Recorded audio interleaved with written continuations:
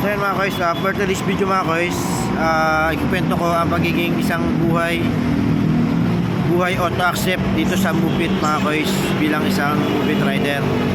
Kung ano yung advantage niya sa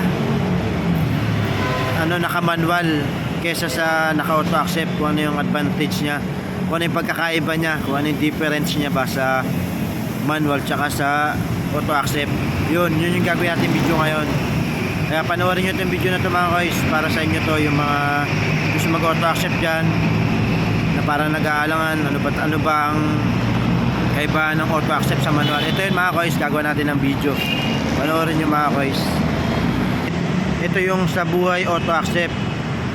So bali, pag sinabi auto accept, ito yung kahit basta pag pumasok sa atin yung booking, sa atin na yun. So bali, makukuha na natin, pero depende pa sa atin kung ipapa-cancel natin or ka-cancel natin. Yun nga lang, kapag kinancel natin, pag tayo nag-cancel, is affected ang ating ratings, yung acceptance rate. Pero meron din namang pwede cancel, yung sabi na yung mo siya, ino-no show mo siya, pero kailangan valid reason. So ganon yan, kasi ngayon mga guys, 5 AM, so bali nag-i-start yung incentive ng AM pag umaga, 5 AM to 10 AM, yun hanggang ganon. Kaya kailangan makakuha kayo ng incentive bago mag-10, makabutas kayo. Yun yung sasabi nilang butas. Ito yun mamaya ikwento ko sa inyo. Kaya kailangan mag-auto accept kayo ng 5 AM to 10 AM. Yan, yun yung AM natin, AM. Pero kasi yan AM, meron PM. So bali ang kukunin natin na incentive ngayon is AM. So yan, panoorin nyo mga guys. Ayan mga guys, kung napapansin nyo, yung apps natin is naka-off pa. So bali bubuhayin natin yan, then i-auto accept natin, para yun yung sinasabi ko sa inyo. Ayan, auto accept, yan, naka-auto accept na yan. Ayan mga guys, kung napapansin nyo, accepting bookings automatically. Yan, tayo tayo ng booking mga guys.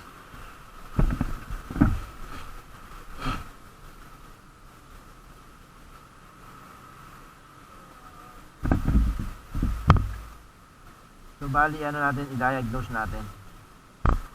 Yan, ugaliin nyo rin mag-diagnose pala mga guys ng account, kasi isa rin yan nakakapagpa-refresh para kahit paano medyo bumilis-bilis yung account nyo mga guys.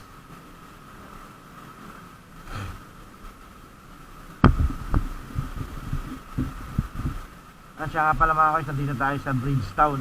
Yan, Bridgetown sa may C5. Yan, napapansin nyo marami pang mga tulog. Yan, dito tayo, nag-aabang tayo ng booking. So bali dito rin kasi tayo midlift kanina. So para may lakas tayo ngayong umaga, pagbiyahe tayo ng AM, kukunin natin yung incentive. So bali pang gabi tayo, inabot na tayo ng umaga kasi nakuha tayo ng incentive. Ayan, wait lang tayo ng booking.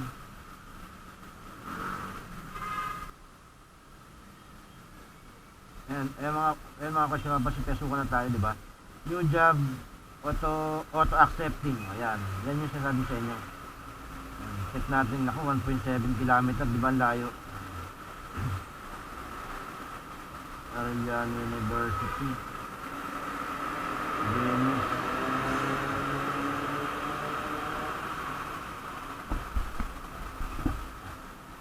So yan mga guys, pinasukan tayo ng booking, 1.7 km.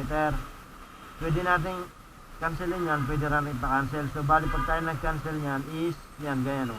Napapasin nyo, may nakalagay, don't want to complete this trip. Ayan, cancellation rate will be affected, can reach in time. Yan yung mga pwede nyo gamitin.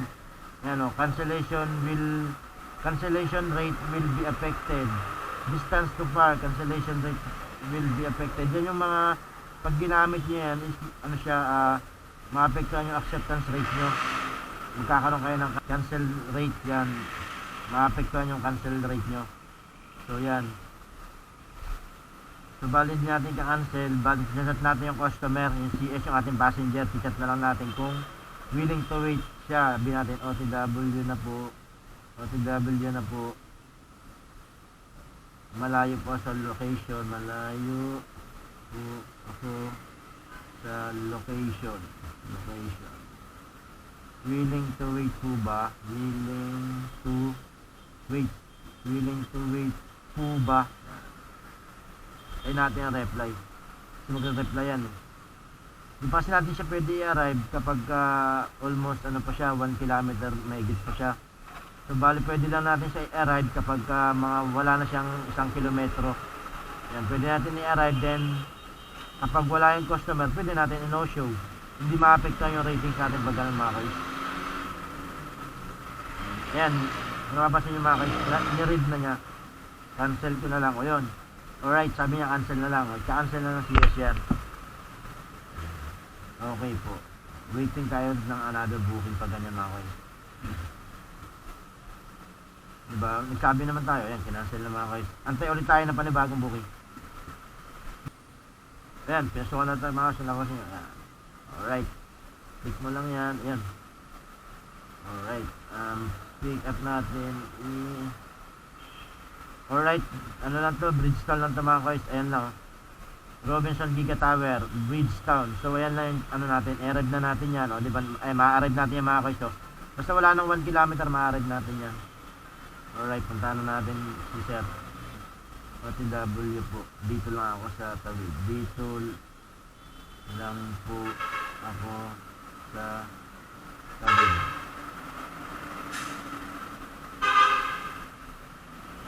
May ilalim ng tulay. Alright, sabi natin puntahan natin siya. Puntahan na po siya. Puntahan may OTW na, tapos puntahan pa eh, no? puntahan na po kita. Alright, tara, puntahan natin sir. Ang drop off nga pala natin mga guys is sa Rosario Pasig Diamond. Malapit lang pala ito mga guys, dito lang.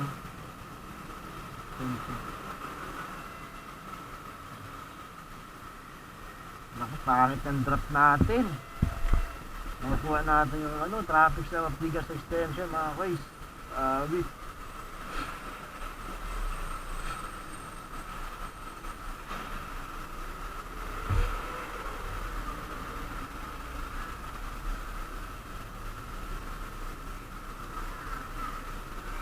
Kasi ba, dito lang tayo sa harap.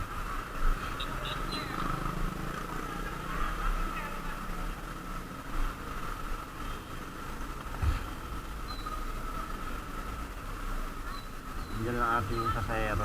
Diyan lapit lang. Yung nakaganda kapag ka, ano, minsan kapag auto accept malapit ang pick up. Sir King Borromeo. King. Ha? Hendrik? Hindi, King Borromeo. Sir King. Ayan ang pasahero na natin mga guys.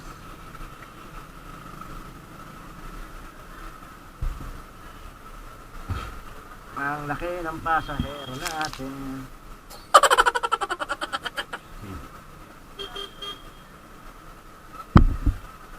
Ano sir?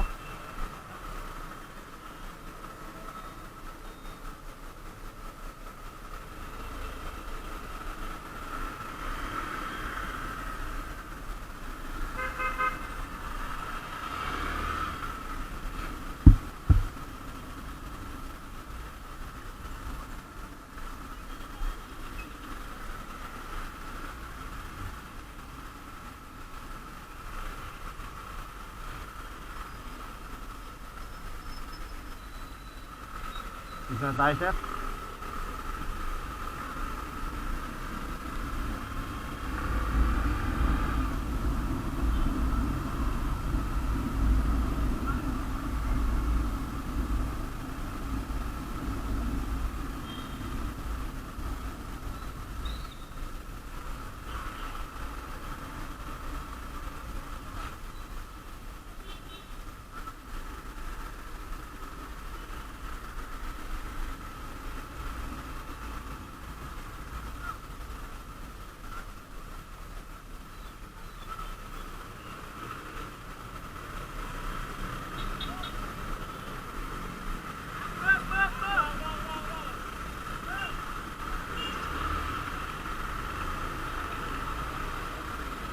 Ha? Ewan ko lang kagabi, okay yan. Nakapag-U-turn ako dyan, ewan ko lang ngayon. Try natin. Kami bukas, minadaan. Eh, wala, sarado. Oo, hindi nakadaan yung isa eh.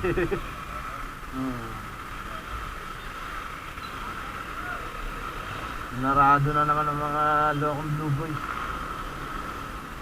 Dito na kaya tayo, no? Dito na tayo?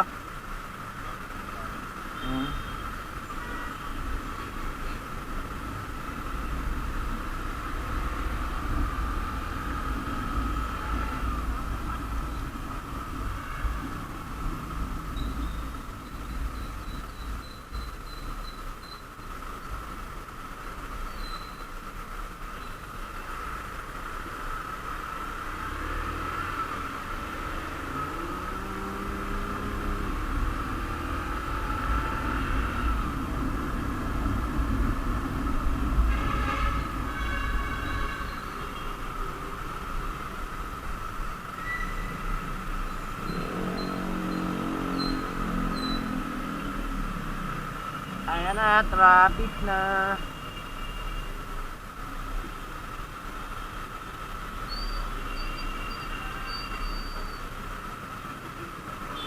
Oo, kaya nga. Dahil lang pag nasyonan, wala namang ganang traffic.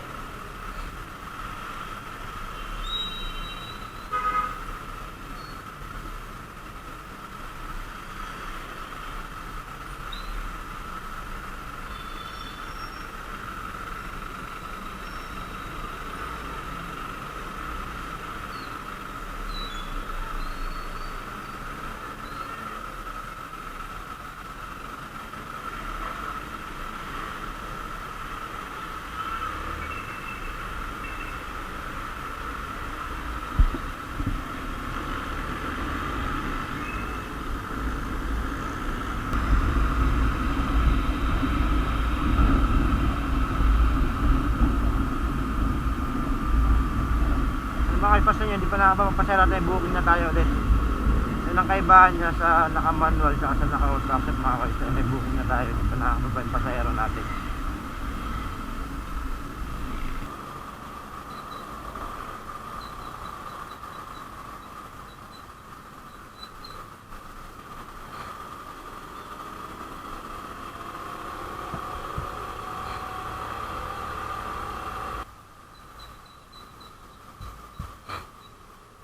Ayun mga guys, pinasukan na tayo ng booking, hindi pa nakakababa yung pasahero natin. Bali ang drop off natin is dito sa McKinley. So pinasukan agad tayo ng booking. Malapit lang din sa drop off natin. Alright.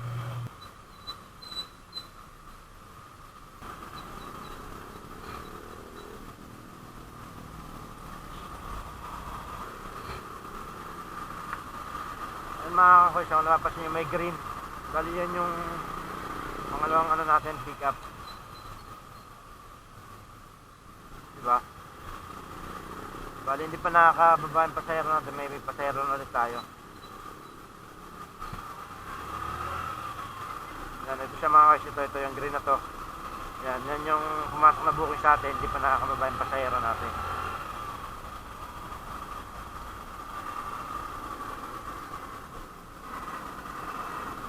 Nakagandahan kapag naka-auto accept ka, hindi pa nakakababa pasahero mo, may booking ka na.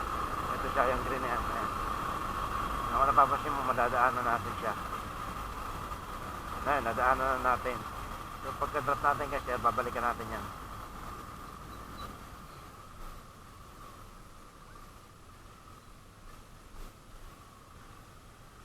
Punta siya dito na lang.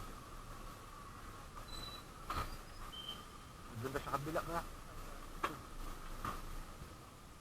Okay po, thank you po.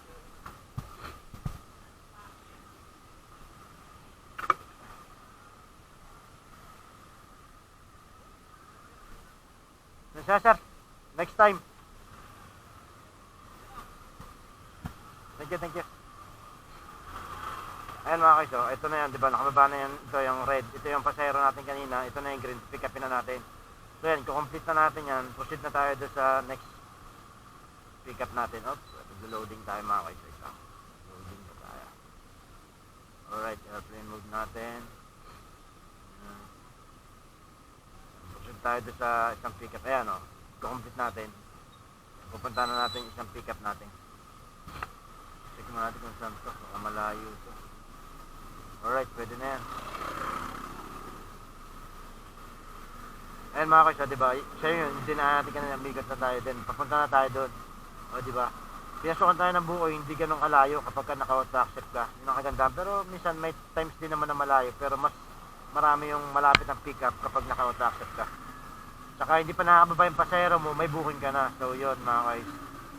Yan yung buhay auto accept mga guys. So yun mga guys. Hindi natin kung nakakailan na tayo. Ayan, incentive, ito yung AM. So nakakapito na tayo. Pag nakuha natin yung 8, meron tayo 150. So time check tayo is, wait lang, time check. Ayan, 9:29, kung napapansin nyo, 9:29 AM. So 30 minutes na lang, mag-end na yung ating incentive. Kaya kailangan makakuha tayo before mag-10. Ayan, para makuha natin tong 150. O, ayan, alright. Kaya natin yan, 30 minutes pa. Abang tayo.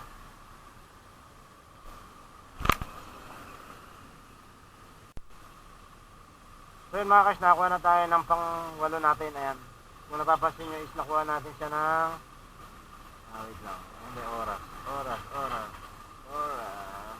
wait lang dito, oras na. Ayan, na-pick up natin siya ng 9:30. Ayan kung nakikita nyo. Ayan yung oras natin, 9:30. So umabot tayo, di ba? Wala pang 10, kaya pasok niya sa 8. So bali nakuha natin yung incentive na 150. Yan mga guys. Ang drop lang natin, malapit lang to. San Lorenzo lang, Makati. Alright, tara, punta na natin to mga guys. Pick-upin na natin, then pahinga tayo konti, kain, then back ulit, pauwi na tayo. So destination na tayo, pauwi. Alright. Ayan mga guys, so nakuha na natin yung 8. So meron na tayong 150 pesos na incentive. Ayan. Kasi kapag kapito, 50.